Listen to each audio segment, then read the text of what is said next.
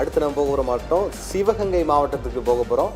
சிவகங்கை மாவட்டத்தில் காரைக்குடி சட்டமன்ற தொகுதியோட உத்தேச வேட்பாளர் யார் யார் போட்டியிடறதுக்கான வாய்ப்புகள் இருக்குது அப்படின்னு பார்க்குறோம். காரைக்குடி என்ன செட்டிநாட்டு சமையல் வாசனை தாங்க வருது. இப்போ காரைக்குடியில் யார் போட்டியிட போகிறாங்கன்னு பார்க்கலாம். இப்போ திமுக கட்சி எடுத்துக்கிட்டோம் அப்படின்னா நாகினி செந்தில்குமார் போட்டியிடறதுக்கான வாய்ப்பு இருக்குது. திமுகவில் 3 பேர் போட்டியிடறதுக்கான வாய்ப்பு இருக்குது. அதேமாதிரி திமுகவில் ஜோன்ஸ் ரூசோ போட்டியிடறதுக்கான வாய்ப்பு இருக்குது. அதேமாதிரி திமுகவில் காங்கிரஸ் கூட்டணி சார்பாக யாராவது களம் இறங்குறாங்க அப்படின்னா மாங்குடி போட்டியிடறதுக்கான வாய்ப்பு இருக்குது. அதிமுக எடுத்துக்கிட்டோம் அப்படின்னா சுந்தரலிங்கம் போட்டியிடறதுக்கான வாய்ப்பு இருக்குது.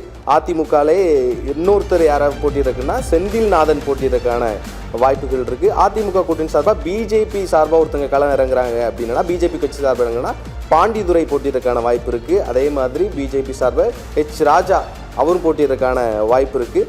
தமிழக வெற்றி கழகத்தை எடுத்துட்டோம்னா TK பிரபு போட்டியிடறதுக்கான வாய்ப்பு இருக்குது. நாம் தமிழர் கட்சி எடுத்துக்கிட்டோம் அப்படின்னா தலைமை ஒருங்கிணைப்பாளர் சீமானே போட்டியிடறதுக்கான வாய்ப்புகள் இருக்குன்னு எதிர்பார்க்கப்படுது. பாருங்க, மிக முக்கியமான தொகுதிங்க. நாம் தமிழர் சீமானே காரைக்குடியில் களமிறங்குவார் என்று கூறுகிறார்கள். எதிர்பார்க்கப்படுகிறது. உத்தேச வேட்பாளர் பட்டியலில் சீமான் மிக முக்கியமான, இது ஒரு நட்சத்திர அந்தஸ்து. ஏற்கனவே காரைக்குடி பரபரப்புக்கு பஞ்சமில்லாத தொகுதி. ஏன்னா காரைக்குடியில் வந்து நீங்கள் பார்த்தீங்கன்னா காங்கிரஸ் ஆகட்டும் பாஜக ஆகட்டும் இரண்டுமே பெரிய கட்சிகள் அங்கு கடுமையான போராடி ஜெயிக்கக்கூடிய கட்சி. ராஜா அங்கே போட்டிட்டு ஒரு முறை ஜெயிச்சிருக்காரு, சில முறை தோத்துருக்காரு. ராஜாக்கும் இந்த முறை அவரும் களத்தில் இருக்காருன்னு போட்டிருக்காங்க. நாம் தமிழர் சீமான் காரைக்குடியில் போட்டியிடுவார் என்பது உண்மையிலே ஒரு புது தகவலாக நமக்கு வந்திருக்கு. என்ன உத்தேச வேட்பாளர் நமது நிருபர்கள் அங்கே களத்தில் செய்தி சேர்த்து கொடுத்துருக்காங்க. ஆனால் 21ஆம் தேதி அதிகாரப்பூர்வமாக நாம் தமிழர் சீமான் அறிவிக்கும் போதுதான் அவர் அந்த தொகுதியில் போட்டியிடுவாரா தெரிய வரும். ஆனால் உத்தேச வேட்பாளர் பட்டியலில் அந்த தொகுதி நாம் தமிழர் உறுப்பினர்கள் சொல்கின்ற தகவல் சீமான் இங்கே போட்டியிட வாய்ப்பு இருக்கு இந்த முறை காரைக்குடியிலன்னு சொல்லியிருக்காங்க. காரைக்குடி சீமான் போட்டியிடக்கூடிய தொகுதியாக இருக்கலாம் என்ற உத்தேச வேட்பாளர் பட்டியலில் வந்திருக்காரு. இருந்தாலும் திமுகவிலே பார்த்தீங்கன்னா கடும் போட்டி. ஏன்னா தற்போது மாங்குடி என்பவர் காங்கிரஸ் கட்சியை சேர்ந்தவர் தான் MLA-வாக இருக்கிறார்.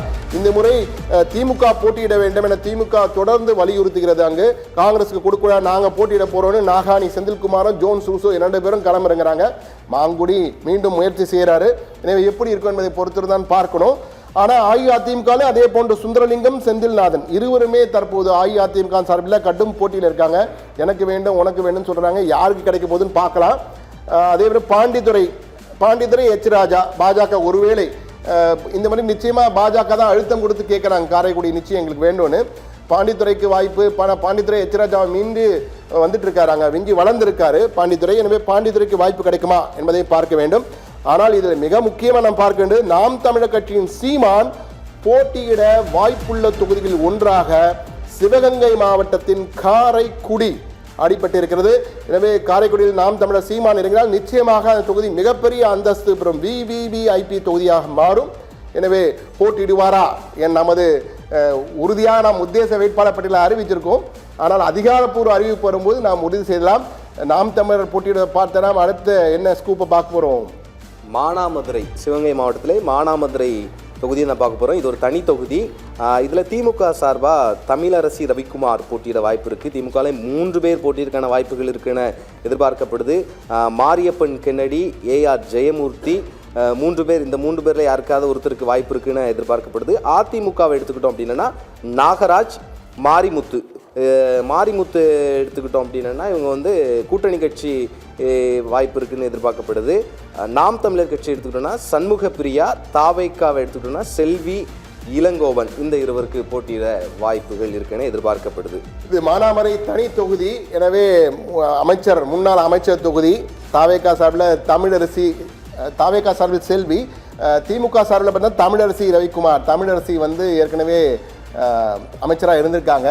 எனவே அவங்க இந்த முறை களமிறங்குறாங்க மீண்டும். மாரியப்பன் கென்னடி, ஜெயமூர்த்தி 3 பேர் இருக்காங்க. யாருக்கு கிடைக்குன்னு தெரியல, கடும் போட்டி இருக்கும்னு நினைக்கிறேன். திமுக மாரியப்பன் கென்னடியும் கேட்டிருக்காரு. அதே போன்று அஇஅதிமுக பார்த்தீங்கன்னா அங்கே நீங்கள் பார்த்தீங்கன்னா நாகராஜன் முன்னாள் MLA, அதே போன்று மாரிமுத்து, இவர்கள் இருவரிடையே போட்டி இருக்கு. அடுத்ததான் நாம் தமிழர் பார்த்தீங்கன்னா சண்முக பிரியா, மாநில மகளிர் பாசறை ஒருங்கிணைப்பாளர். இவருக்கு வாய்ப்புன்னு சொல்லி சீமான் ஏற்கனவே அறிவிச்சுட்டாரு. தாவேகா சார்பில் இருவரிடையே போட்டி. இந்த இடத்துல இவங்க 2 பேர் தான் தாவேக்கால மிக முக்கியமான முகங்கள். ஒன்று செல்வி, சிவகங்கை தெற்கு மாவட்ட துணை செயலாளர் இருக்காங்க தாவேக்கால. அதே போன்று திருப்புவனம் மேற்கு ஒன்றிய செயலாளர் இளங்கோவன். இருவரில் ஒருவருக்கு வாய்ப்புன்னு சொல்லியிருக்காங்க. விஜய் யாரை அறிவிக்க போறாருன்னு பார்க்கணும். ஆனால் கடுமையான போட்டி இருவருக்கிடையே இருக்கு என்பதை மட்டும் நம்மால் புரிந்து கொள்ள முடிகிறது.